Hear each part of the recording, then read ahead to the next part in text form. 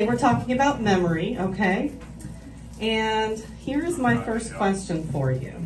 By what age has the brain reached 90% of its full size?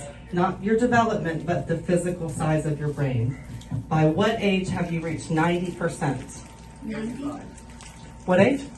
35. All right, we have 35. I said 90. 25, 90, 45, 12. We're getting closer.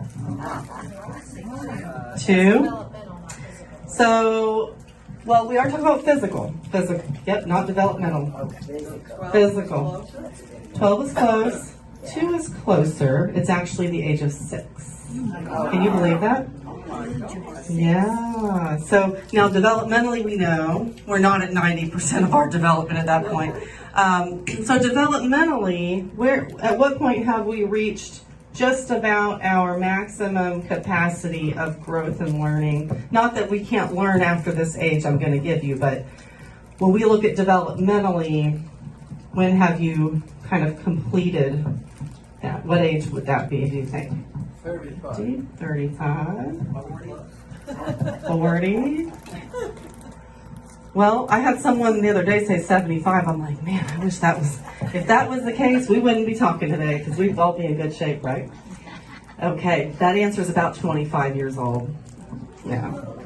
So the way I look at it, I think about, how were you when you were 18? Oh, I'm an adult. I know what I need. I know what I want. I'm an adult now. I'm grown. Your brain is not yet developing. It's not done developing. So you're still not quite in your right mind, right? You're still kind of, but you don't know it. You think, well, 18 says I'm an adult, right? So 25 is about developmentally. If you could pass the pens just around this way. Share these things with you because we get into older age, or 40 and above, as we now know, and the way we think changes. Our memory starts changing. We start forgetting things. And if you've gone a lifetime, especially, I don't know, some people just always had a great memory. That's not me. I didn't always have a great memory, but I noticed changes for myself, even though I wasn't that good at remembering everything. But you start noticing these changes, and I notice that people will tend to place a bit of judgment on that with a little bit of fear, because it's the fear of the unknown. What's going on? And a really common one is, and someone approached me yesterday about this, well, you know, I frequently am trying to send this person a text message. I'm trying to send a text message. I don't know the word. I don't know the word I'm trying to find. But they say, but I remember it later. Okay, that's normal. It's actually normal. It's a little bit frustrating, yeah, when all your life you've virtually been able to remember names, common words and language, conversation with no issues. And then here you are, and maybe it's starting to happen a little more frequently even. So it's natural for someone to say, oh my gosh, what's wrong with me? What's wrong? Has anybody had this experience? Lately, Kind of questioning. Yeah. What about, have you ever, I don't know, say you're in the living room, I need to go into the kitchen and get a glass of water. Yeah, you already know where I'm going with it. You get to the kitchen and you're like, I don't know what I came in here for. Happens to me all the time, okay? So this is normal for us. That's the dear Lord question. Oh, yeah. She said it's the dear Lord question. Oh, dear Lord. That's okay. That's okay.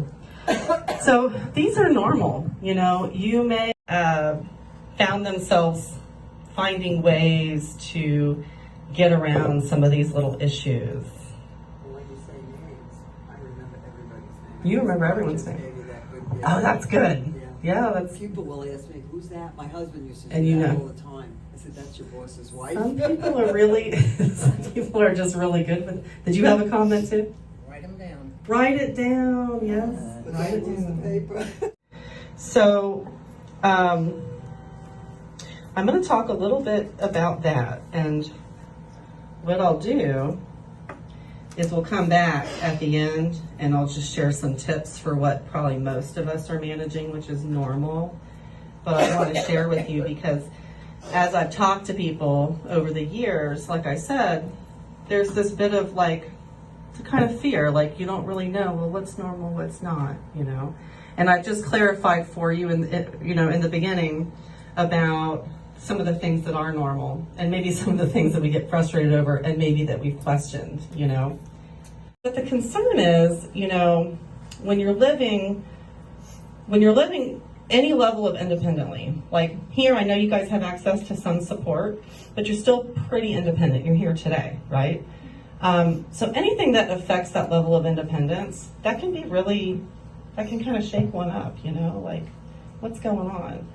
And so for my family, that's what I kind of saw happening. And then for a person to come home when they've kind of come through an episode like that and to believe, oh, this is going to be temporary, it's a little scary, you know, and it was for my grandmother too.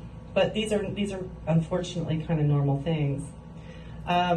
So the last reason I'd say maybe see a doctor, if someone that you care about approaches you and shares that they've observed something or a change in you, because remember, some of this you may not realize that you've asked the same question 3 times today, right?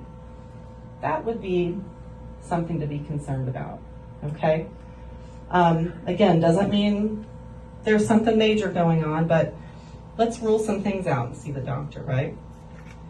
The things I'm going to share with you, this is not a checklist for, oh, do I have dementia? But these are little red flags, and I would say combined with other things, then maybe you're talking about, let's see a doctor and see what's going on.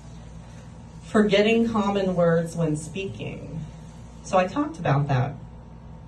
We all probably have forgotten a word in a conversation, but later maybe we remember it, okay? So somebody with dementia might forget that common word and it just may not come back to them. Or I might say, can you hand me my water? And what I'm thinking is, can you hand me that pen? So you're saying one thing and you're meaning another. So the brain is, literally misfiring.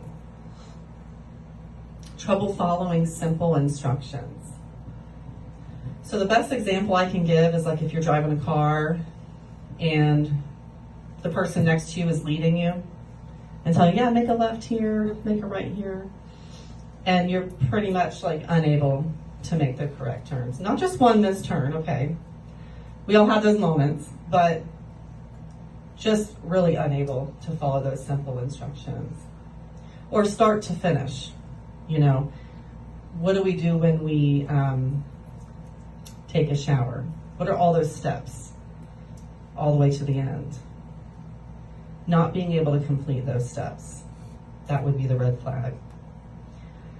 Misplacing items in inappropriate places. Okay, when my 2-year-old was a newborn, there were some things that found their way into the pantry that didn't belong there, okay? So again, maybe there are environmental things that are affecting our ability to do things normally. So maybe you misplaced something in a very odd place, but you're doing it regularly.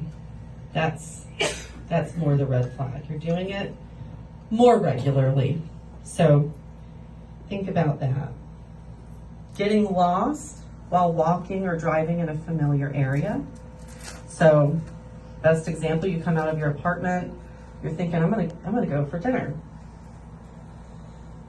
But I don't remember, where do I go from here? Yeah.